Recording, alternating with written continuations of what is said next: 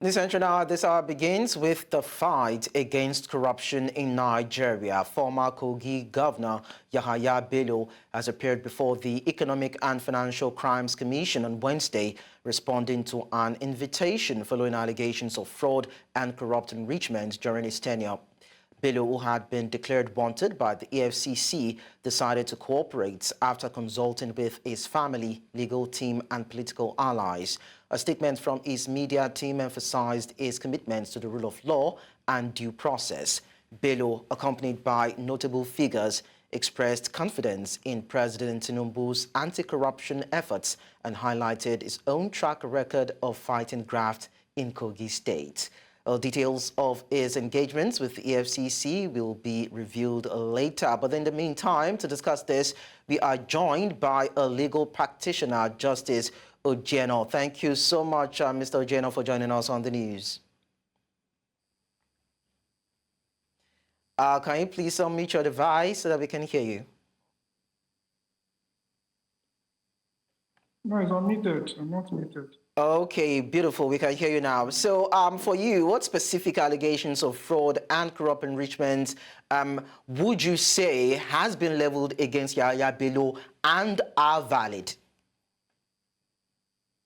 No, it's with respect to that, that's a question for a competent court of law to be able to give an order upon. I'm just a lawyer. It is for me to, if you engage me, it's for me to state my own argument and for the other party to state their own argument, and it is for a competent court that has jurisdiction to be able to actually pronounce on what allegations are valid or not. And it's also going to be very, very difficult for me to talk at all on the part of the matter that is in court because it is considered subject to this. So we understand.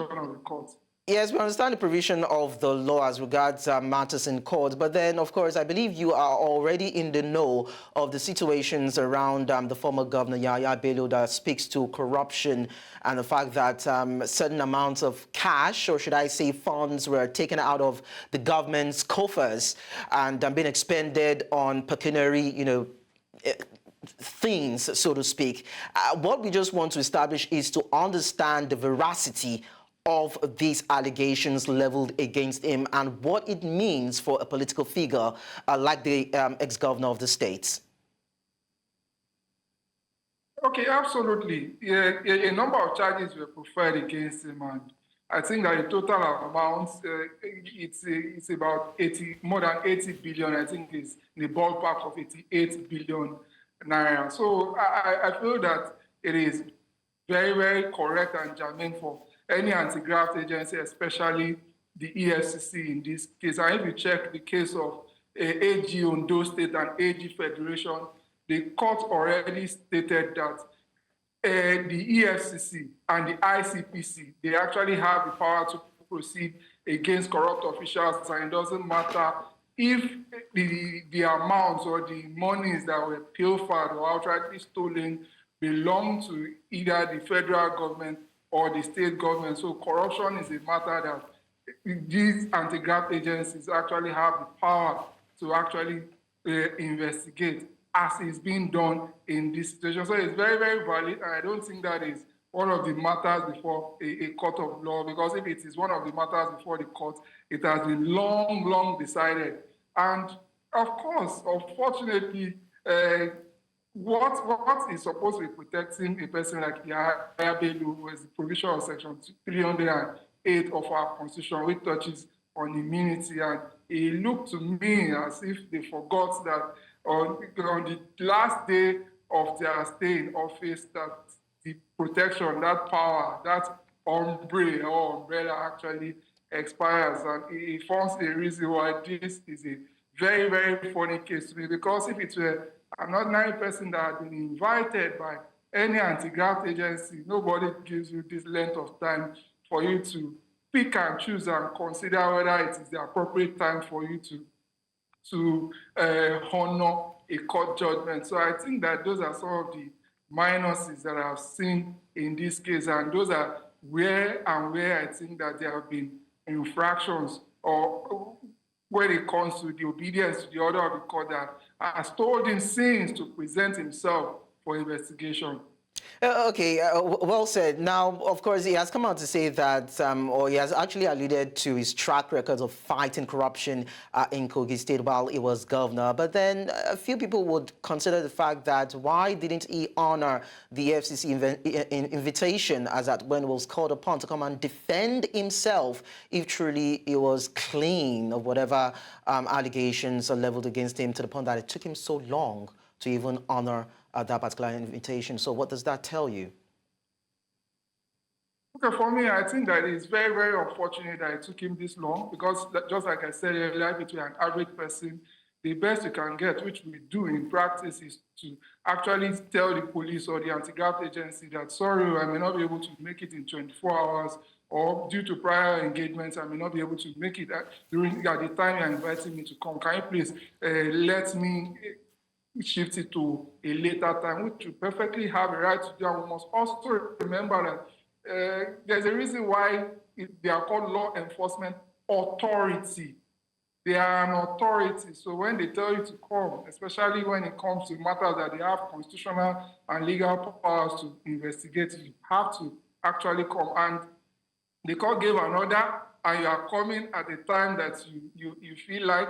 And because he did this, it won't be shocking to a person like me if the EFCC, for example, if they refuse to let him go back home today. Yeah, I'm happy that he said that important people followed him there, but no matter how important the delegation that accompanied you to a place is, your track record can be checked, and the EFCC can just decide that, okay, they are not going to grant him administrative bail because is a flight risk, and that also can happen to him if his bail application is eventually moved in court, and the court also can actually also just choose to refuse to give him bail. So these are some of the challenges that come with you not presenting yourself when the authorities or the courts ask you to present yourself. So now, does this investigation reflect the effectiveness of the EFCC and President Tinubu's anti-corruption initiatives? And for you, are there any concerns about the agency's capacity to handle such complex cases like this?